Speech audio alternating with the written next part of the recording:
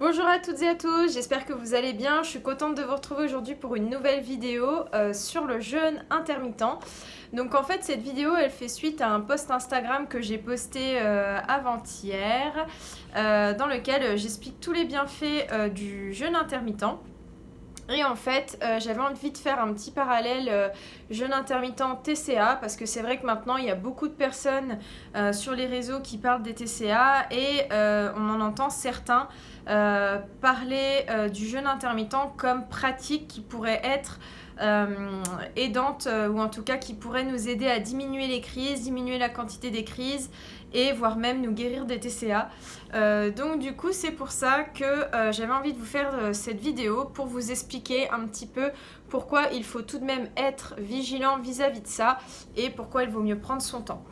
Donc pour ceux qui n'ont pas vu la vidéo, enfin le post sur Instagram, bon, je vous mettrai en barre d'infos le lien vers mon compte Insta, comme ça vous pourrez aller voir.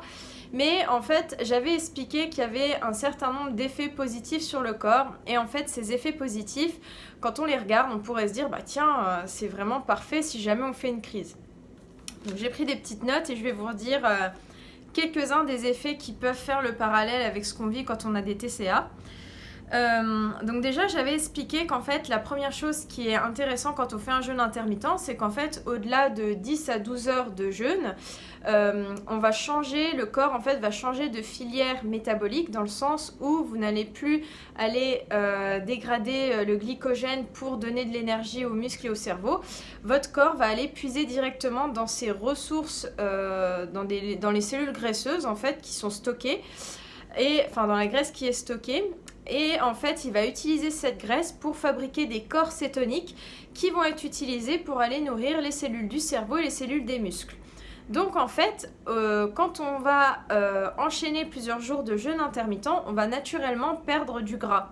Donc ça peut être quelque chose d'intéressant quand on fait des crises d'hyperphagie ou de boulimie parce qu'on se dit, ça permet en fait de limiter les dégâts au niveau de notre corps, de limiter la prise de poids et du coup, si je peux dans un certain sens avoir ce côté positif là pour limiter les dégâts, autant le prendre.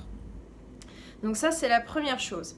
La deuxième chose, c'est que quand vous faites un jeûne intermittent, naturellement, vous allez mettre votre tube digestif au repos. Donc vos cellules du tube digestif vont naturellement se mettre en mode réparation et régénération. Donc ça c'est positif quand la veille on les a fait trop travailler et que du coup on a envie que ça se repose un petit peu et que tout ça s'apaise un petit peu. Donc les cellules vont se mettre en mode régénération, réparation. Il va y avoir aussi un drainage de l'excédent d'eau qui a été retenu suite à l'ingestion massive de sucre et de sel. Donc l'eau en excédent va partir et à côté de ça, la flore intestinale va se rééquilibrer. Donc encore une fois, c'est des effets positifs. On peut se dire, après une crise, on se fait tellement de mal au niveau de nos intestins, de notre estomac et de notre foie, que si d'un autre côté on peut donner quelque chose de positif ou en tout cas contrebalancer ça, pourquoi ne pas le faire? Donc voilà, donc ça c'est un autre effet qui peut être intéressant. L'autre chose c'est que quand on fait un jeûne intermittent, il va y avoir naturellement un drainage de l'excédent d'eau et de sel du corps. Et ça encore c'est intéressant quand on fait des crises, puisque quand on fait des crises on mange en grande quantité des aliments sucrés ou de la junk food, enfin des aliments gras qui vont être riches en sel aussi bien souvent. Et du coup, quand on mange ça en grande quantité, il va naturellement avoir au niveau du corps de la rétention d'eau. Donc si vous faites beaucoup de crises, vous avez dû déjà remarquer qu'après une crise, on est gonflé. On est gonflé pourquoi? Parce que il y a de la rétention d'eau suite à l'absorption massive de sucre ou de sel. Donc, pareil, si on peut se dire le lendemain, si je fais un jeûne et que du coup je dégonfle et que ça se voit pas trop au niveau de l'entourage et que du coup ça peut en tout cas moins me gêner dans ma vie sociale, encore une fois, pourquoi ne pas le faire? Donc du coup, ça encore c'est un élément intéressant. Et enfin, l'autre élément qui est vraiment intéressant quand on fait un jeûne intermittent, en tout cas quand on a des TCA, c'est que on va avoir, c'est très connu, vous le retrouvez dans tous les articles par rapport au jeûne intermittent, c'est qu'il va y avoir une meilleure sensation de faim et de satiété. Donc ça, c'est dû en fait à une régulation de l'insuline dans le sang qui va elle-même réguler le taux de gréline. Et la gréline, c'est l'hormone de la faim. La leptine également va être régulée. Donc la leptine, c'est l'hormone de la satiété. Donc du coup, on se dit, ben là encore une fois, pareil, si je fais un jeûne intermittent et que le lendemain, je parais moins gonflée, que j'ai moins faim, que je ressens mieux la satiété et que j'ai moins d'envie de sucre, que je perds du gras, etc., etc., pourquoi ne pas le faire?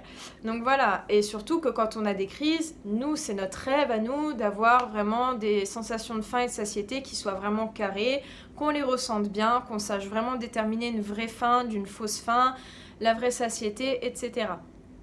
Donc du coup, en fait, tous ces aspects-là paraissent vraiment sympathiques et nous donneraient envie de nous diriger vers cette pratique-là. C'est pour ça, je pense qu'elle est largement recommandée et qu'on vous dit faites du jeûne intermittent, ça va lever votre addiction au sucre, vous ferez moins de crises, vous allez retrouver vos sensations de faim et de satiété, etc. Alors, oui, mais il faut savoir que quand on a des troubles du comportement alimentaire,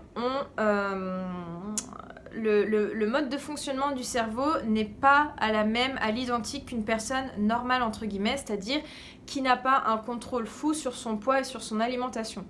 Dans le sens où, quand on a des troubles du comportement alimentaire, donc là je parle vraiment hyperphagie, boulimie, on alterne des phases de restriction alimentaire, donc où vous allez un petit peu vous fliquer sur ce que vous allez manger en termes de quantité, mais aussi en termes d'aliments, c'est-à-dire avoir des aliments interdits, entre guillemets, et des phases où finalement vous n'allez plus rien contrôler, manger, et vous dire oh foutu pour foutu, voilà, et avoir un petit peu des orgies alimentaires. Donc le problème c'est que quand on est dans cette phase-là, il faut savoir que dans la phase un petit peu de restriction, votre cerveau, et plus particulièrement le cerveau reptilien, donc le cerveau reptilien c'est le cerveau le plus ancien au niveau de l'évolution, et c'est lui qui permettait qui permet toujours d'assurer la survie de l'être humain. Donc c'est lui qui va gérer les fonctions primitives comme manger, boire, dormir, se reproduire, etc. Et donc du coup, quand vous vous mettez en état de restriction alimentaire, lui, il va en fait se mettre un petit peu en état d'alerte et dire « Oula, attention, il y a un danger, on risque notre survie, il y a des restrictions alimentaires. » Et lui, il ne fait pas la différence entre le fait que vous mangiez équilibré et que juste vous allez ne pas vous autoriser le chocolat. Par exemple, si vous vous mettez une restriction alimentaire sur certains aliments et que vous mangez quand même à côté, pour lui, ça va être quand même une restriction alimentaire avec un état d'alerte et un danger. Ce qui fait que du coup, lui, il répond comment à ça? Il va tout simplement vous donner des grosses envies, comme des grosses fringales et des envies d'aliments sucrés en grande quantité. Et c'est pour ça que vous alternez restriction avec des grosses compulsions sans savoir pourquoi, sans avoir l'impression de pouvoir se contrôler, etc.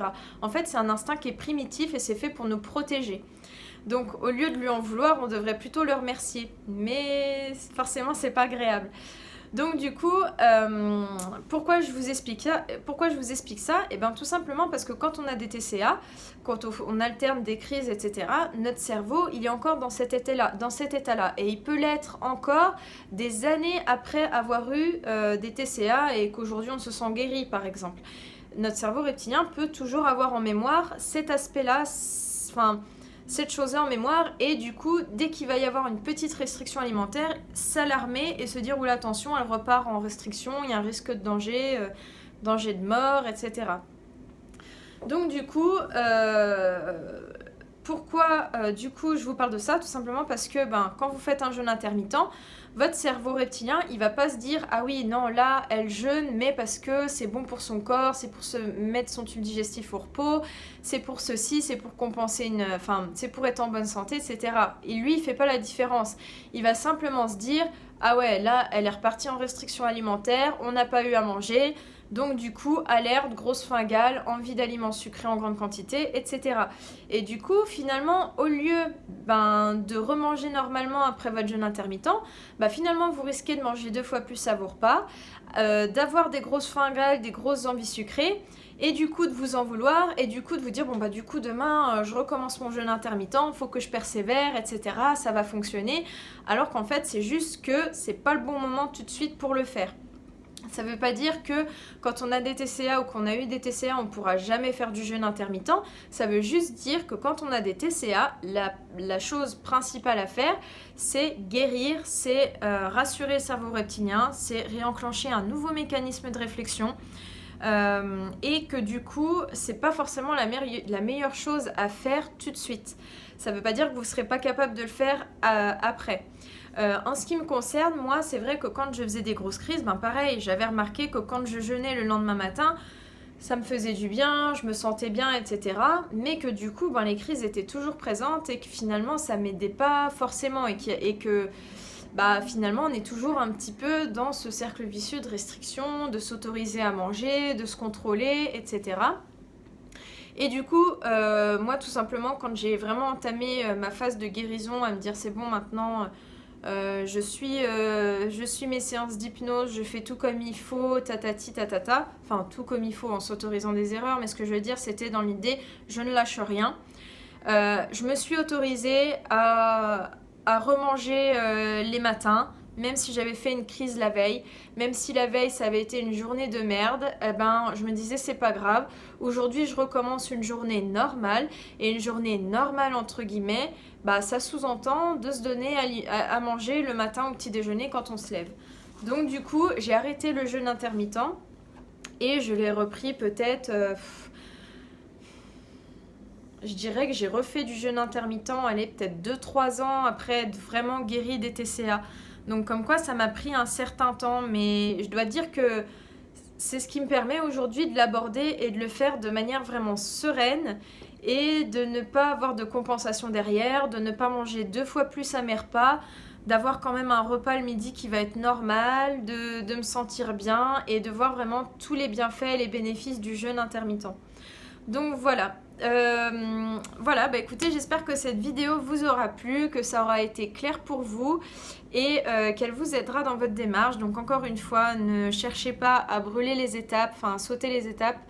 Prenez votre temps et gardez en tête que le principal pour le moment, c'est d'avoir une relation saine avec vous-même et avec la nourriture, et que seulement après, d'autres choses découleront comme le poids, comme... des pratiques sportives plus intensives, comme l'envie de vouloir pratiquer le jeûne intermittent, etc. Voilà, écoutez, n'hésitez pas à partager votre expérience en commentaire, et puis je vous dis à bientôt pour une nouvelle vidéo. Ciao, ciao!